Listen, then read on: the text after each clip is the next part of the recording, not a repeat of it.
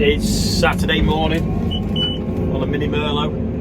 We've even got fuel in it. I'm just going to get these roofing sheets now. We've only got about 7 or 8 left to put on, maybe 6 perhaps. Let's see. 1, 2, 3, 4, 5. Yeah, 6, sorry. I'll take them round. Don't want to drive across the grass. I'll go nip round the back of the sheds, get it on there, and then we're going to lift them up on that roof up there. A lot of people were saying, are we going to insulate the roof? Well, these are already insulated, these panels. So the answer is we already have. This is the concrete that we worried about the frost, but it's gone off okay and not been damaged, which is good. Quick stop doing the roof. I'm going to shoot now. I'm going to go to the dentist at 12 o'clock. I am back from the dentist with a meal deal and some milk. And apparently you're supposed to floss twice a day. Forever. So I'm going to try doing it for 3 weeks and see, but every time I floss my gums bleed, but apparently if you keep it up you stop bleeding. But yeah, it was horrible grinding away at my teeth. Looks like Chester and Charlotte are going for a walk. Where are you going? Where are you going? You going for walkies? Just been getting some ratchet straps out the low loader to make a safety line for putting the ridge on, and noticed that this has sheared out of there. Now I don't know if someone's caught it and not owned up, or it's just the wag of the ramp. Well, it's got another one up here for when you unclip that you can swing it up.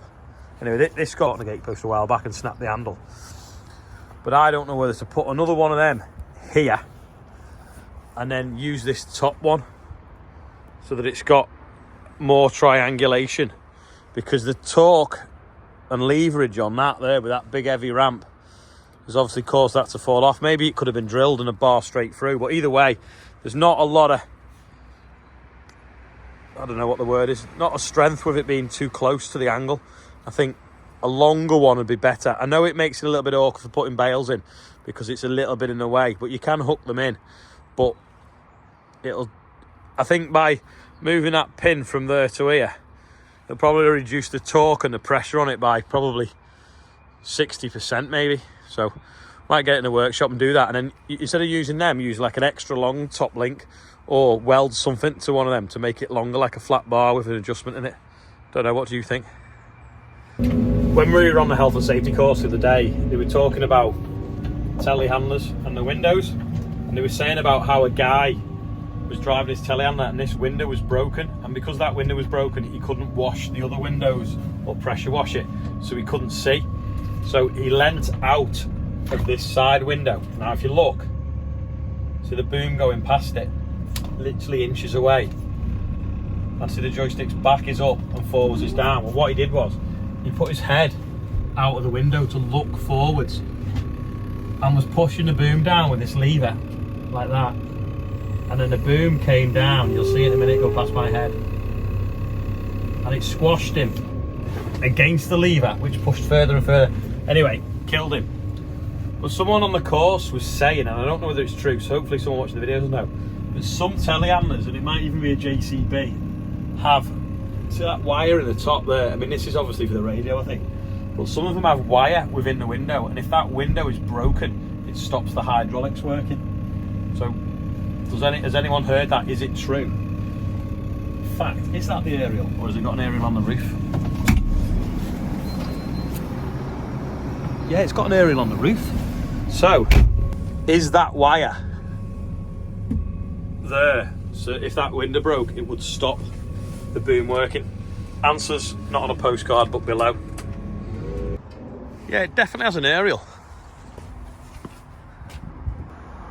I'm just stood over here now waiting for Richard to finish. So we've got a safety line going across the ridge, and he's just putting the ridges on now. So he's on a harness hooked onto a 4-ton ratchet strap, so we can go up and down the ridge without worrying about slipping off, because them steel sheets, they can get a little bit slippy if it's damp weather. So hence why we've been using harnesses and safety nets. So we've finished pretty much once he's done that, so we can take the rest of these nets down then, and then we've got to board this floor out there. And for some reason now we put the roof on, it looks bigger. It's a bit darker though, because we've not got any skylights in it, because we didn't want to compromise the insulation. We are going to put some windows upstairs as well so we can see, but it's turning into a nice big space. When we were putting it up, we were really careful that we didn't scratch any of the white, because obviously you'd see it forever, because that will be the finished ceiling. But it's a bit hard to see, like I say, because the nets are there, but I think we've done pretty well and we've not scratched it, and it is looking like a big open space. So a set of stairs coming up here, this bit where it's got the underfloor heating, we're gonna have an office, so we'll have a window probably here and a window here, which will look out towards the new driveway. And then behind it then, it's gonna be sort of a training room, meeting room, boardroom, whatever really. We can do quite a bit of stuff in that space. But it was just gonna be lost if we just used the downstairs with the building, so we thought that's why we'd do it. We'd put an extra floor in it. So it's turned out pretty well so far. Maybe we should just put a snooker table up here for dinner time. I don't know. Can't play snooker. 5-a-side football maybe. It is quite long. I'll leave the nets up here and have a climbing wall or a gym. There's been a few people asking what make the grab is. It's a rotar. Not sure where it's made. It comes from Worsley plant. We've had it probably 2 years now, maybe. 2 years I think this spring. Been all right. A couple of the bolts come loose on that blade. Or was it that blade? Might have been that blade. But really well made. No wear in it whatsoever. No play in it. Loads of power. Can grab anything really. So yeah, that's what it is. It's a rotor. I think it was from the other week when we were pulling the trees out the back of that silage trailer. People started noticing the grab. But yeah, 3 people asked me in a couple of days. Dad's just been emptying the ash bucket, and that piece of metal, big as my head, had made it through the boiler and all the ash augers, along with this chainsaw chain, which is obviously not going to work now. Another frequently asked question, while we're talking about frequently asked questions like where the grab came from, etc., is what do we do with the boiler ash? Well, we basically use it for fixing potholes in cart tracks. We did have it analysed, and isn't really anything in it of any value after you've had the cost of applying it on a field. We will do an experiment with some of it and see, but the nutritional analysis that the agronomist did doesn't show anything of any significant value. There he is, spray foam in the ridge before he puts the secondary ridge on. Anyway, let's do the birthday bumper while he finishes that off. So we've got Ashley Lim is 31, Michelle and Mark Murphy are 52, twins. Mark Head, Luke is 27, Jason Eisen is 31, I think that's how you pronounce it. Harry Lodge is 12, Owen Elliott is 13, who wanted to skip school and go to Lama to meet me. Well, he should have done, because he'd have learned more at Lama than in school in a single day. Don't forget, any agricultural shows, take your kids. John Nicholas is the big 7-0. Happy birthday, John. John's not that far away as well. I think he's in Tarpley.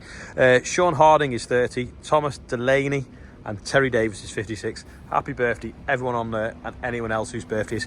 £24,548. Absolutely amazing, all for the air ambulance. Which, of course, is a helicopter. Anyway, yesterday I told you the guy called in, Craig, that works for the Ask investigation people. Anyway, we were talking about crashes and what's called the Swiss cheese effect. So a bit like what I was saying before with the telehandler, where the window was broken and then the windows got dirty because he couldn't clean it because the window was broken, and then he stuck his head out and whatever. It's like a catalogue of events that turn out into a tragic accident. Anyway, that often happens in aircraft as well, that, you know, something so small will then cause something else to happen and something else to happen. And the Leicester City one, if you want to Google it, it's on Leicester City's, ignore that. That's the, if you want to donate to the tractor one, sorry. Looks like I'm trying to show you it. Basically, if you read up online, a bearing failed, caused a shaft to turn, then caused a nut to then come undone and fail a locking device. Then it went to full sort of like swash on the rear rotor on the tail, which caused it to spiral out of control. And then when it landed on a lump of concrete, which sort of like tipped it over and split it in half and caused it to go on fire. But all them catalogue of things all came together for a freak tragic accident. But that is a little bit like farming. You could knock a mirror off and think nothing of it, but then that could mean then that you can't see something else and you back over something and then you get a puncture, or, you know, even worse, someone's injured. So it's always important to like check things before you get on them. Just like machinery, sound like I'm giving you a lecture now, but, you know, always go around and check that the wheel nuts haven't come loose, things like that, because if a wheel falls off and then goes through someone's garden and hits someone lay down or playing on a swing, it's all it's stuff's so big and heavy in it, it can go wrong so easily. But yeah, if you want to Google it, Google the Swiss cheese effect, because I basically spent all last night watching YouTube videos about planes and how catastrophic things happened to them, like the A380 where the engine went wrong and they were flying around, and the first they knew that something had fell off the plane was someone had put it on Twitter, which I think was amazing. So I think it was a Qantas that took off an A380 when they weren't that old, and one of the engines failed. A rotor basically flew out the engine, damaged 638 electric cables, so the pilots didn't know what was going on because they'd lost communication with sort of like most of the wing on that side of the plane. But what had happened was some of the debris had landed in a village below. People had took pictures of it and put it on Twitter. So air traffic control knew that someone had fell off the plane before the pilots in the cockpit knew someone had fell off the plane. And then randomly then, well, not randomly, but then everyone realised it's a Qantas plane because it had the stickers on them. So if you're going to have your name on a plane, don't put it on the engines, because if bits fall off, your share price crashes before you do. So basically people were selling Qantas shares because bits of the plane had fell out and they all thought there was going to be a big crash. Anyway, of course, the shares price then obviously recovered once the plane landed safely. But, you know, it's crazy how interlinked the world is, and just by, well, let's face it, most news breaks on Twitter first, but there you go. If you want to watch it, I'll try and put the link below this video, because it was dead interesting about how it all happened and how everyone got down safely. And it cost them 155 million to fix the plane because they didn't want to say that they'd written a plane off. So yeah, there we go. Random fact anyway, all brought on by a random visitor yesterday. Swiss cheese effect. The Swiss cheese effect, is little holes in cheese. Sometimes they'll all line up and you can see straight through them, and that can obviously be a disaster. So loads of little things can all add up to make one catalogue of disasters. This is today's quiz question. Why is there a Beaufort scale in the Merlot? If you think you know, leave a comment below. Someone was telling me the other day, I think it might have been Charlotte's dad or someone, that they know someone that makes stirs. But if anyone knows anyone where we can get some stirs from, cheap, because I'm skint, I've got a tax bill. Buy some merch if you want, actually. There's loads of it in there. Then it'd be cool if we could go and see it made, like all the CNC machines that cut them out, or if someone makes trick ones out of steel, maybe that. And then once we get the stairs up, then obviously it'll make it a lot easier for boarding out up there, and then we can get the division walls. Basically, we're doing outside stuff while it's dry, but when it's wet, we want to be doing inside stuff. So if we get the stairs, pretty handy. If it comes wet weather, we've got more stuff that we can do undercover now it's weatherproof. Anyway, I've rambled on too much today. Thanks for watching, and I'll see you all tomorrow.